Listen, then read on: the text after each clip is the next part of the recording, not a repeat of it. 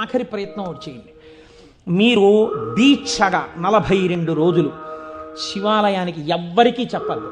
ప్రదోష వేళలో వెళ్ళి శివ ప్రదక్షిణం చేసి మీరు ఏమీ చెప్పకండి. మీరు చెప్పగలిగినంతసేపు శివాలయం అరుగు మీద కూర్చుని శివ శివ శివ శివ శివ శివ ఇదొకటే. ఒక 42 రోజులు ఈ దరిద్రాన్ని మీ కష్టాలని అనుభవించి చూడండి అన్నారు. మీరు నమ్ముతారా?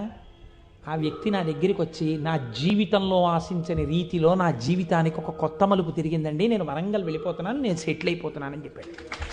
ఆ వ్యక్తే నాకు ఈ మధ్యనే మళ్ళీ ఫోన్ చేసి, కోటేశ్వరారు ఇప్పుడు నేను ఎంత ఆనందంగా ఉన్నాను అనండి, ఒక్కసారి మీరు ఏమైనా వరంగల్ వస్తారేమిటండి ఉపన్యాసాలకి, మీ దర్శనానికి వద్దాం అనుకుంటున్నాను, నేను కూడా కాకినాడ అన్నారు.